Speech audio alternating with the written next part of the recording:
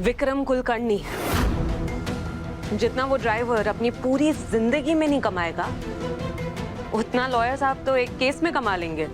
Interesting. वो driver तो अभी जेल में है ना, सजा भी काट रहा है। फिर तुम और क्या चाहती हो इस केस से? सजा काट रहा था, पर कल सुबह वो बेल पे बाहर आ जाएगा। सो ऐसे हिट एंड रन केसेस में स्टैंडर्ड बेल मिलना कोई नई बात तो नहीं है। फिर ऐसी कौन सी कॉन्स्पिरेसी दिख रही है तुम्हें इस केस में कि तुम्हें ये फाइल रीओपन करनी है? मैम, आप बिल्कुल ठीक कह रही हैं। ऐसे केसेस में बहुत ही नॉर्मल है बेल मिलना, पर ऐसे मामूली से केस में एक हाई प्रोफाइल लॉयर का इन्वॉल्वमेंट, क्या ये नॉर्मल है? कौन? एडवोकेट विक्रम कुलकर्णी।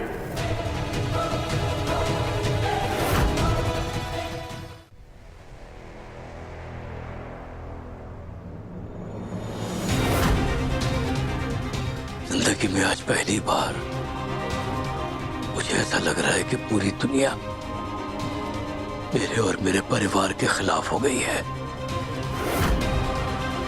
हर कोई हमारे खिलाफ है।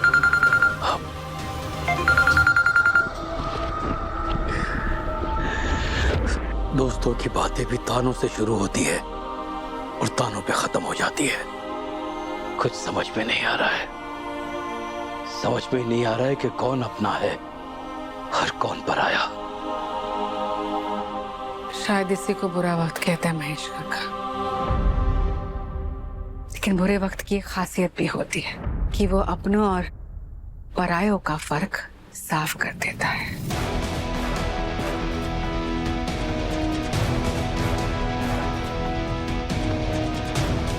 डोंट यू वरी काका, इस बार बुरा वक्त गलत एड्रेस पर लैंड हुआ है।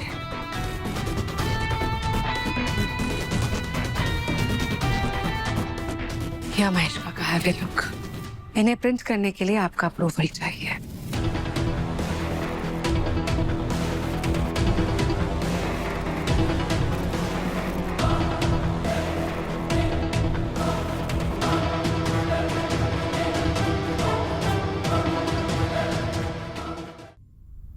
कुलकर्णी साहब? एग्जैक्टली, विक्रम कुलकर्णी। जितना वो ड्राइवर अपनी पूरी जिंदगी में नहीं कमाएगा, उतना लॉयर साहब तो एक केस में कमा लेंगे। Interesting. So what are you trying to say JD? Advocate Vikram Kulkarni का इन्वॉल्वमेंट मतलब किसी अमीर आदमी का इन्वॉल्वमेंट है। वो एक मर्डरर को डिफेंड करने की कोशिश कर रहे हैं, तो जाहिर सी बात है कि कोई ना कोई दुश्मनी तो रही होगी सूरी मामा के साथ उनकी, और इसीलिए उसने ही ये मर्डर करवाया है।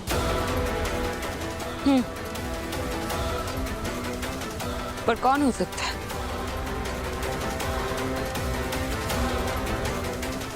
एक्सीडेंट की टाइमिंग देखते हुए मेरा शक देशमुख फैमिली पे जाता है।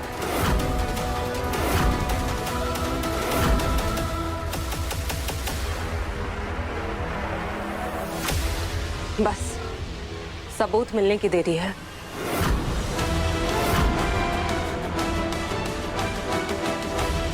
उसके बाद इसके पीछे का मास्टरमाइंड भी पता चल जाएगा बहुत जल्द,